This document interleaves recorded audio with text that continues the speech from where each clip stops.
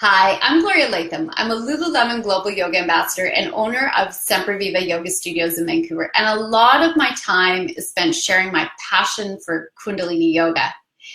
Now, in kundalini yoga, we use a lot of mantra. It's used as a meditation tool and even during yoga class. For instance, you might use the mantra Sat Nam throughout an entire class. The mantra replaces the breath. Okay, what I mean by this is the Sat becomes your inhale. You don't have to think about inhaling, and the Nam becomes your exhale. Now, of course, you don't have to think about breathing. It obviously happens automatically, but during yoga and meditation, you're often instructed to bring your focus to the breath because the breath is like a built-in tool to bring you to a calm, focused, meditative state. So using a mantra throughout your yoga practice can hold your attention so your mind won't wander. And it regulates your breathing pattern, which I've told you before, calms your mind. Now, you might be wondering where these mantras come from and what they mean. This is where things can get a little messy. I'm not a big fan of literal translations because I feel like they miss the mark. Let me give you an example. For years, I would read Sat Nam translated to I am truth. It just never resonated for me. And no kidding, after years, I finally landed on something that works for me. And that is your Sat Nam is the truth of who you are.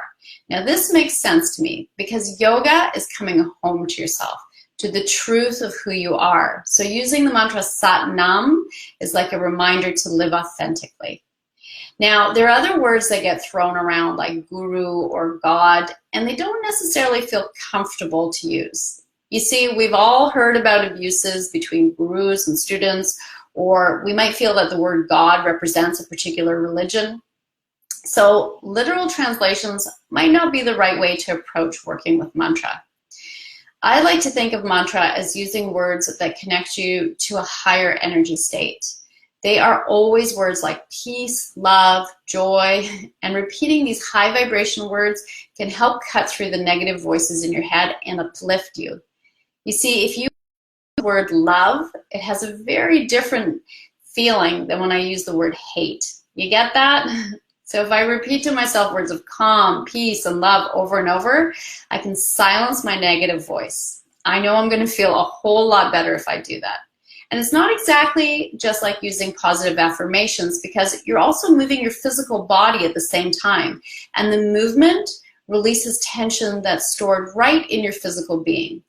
So don't be nervous about trying out a mantra. And also, while you're at it, pay a little more attention to the words you speak. Every word you put out there has an effect. It's either uplifting the people in your life or dragging them down. So become more conscious in your speech. Now, for those of you interested in finding out more about the tools and techniques of Kundalini Yoga, I'm going to post a link to my upcoming courses right here. Sat Nam.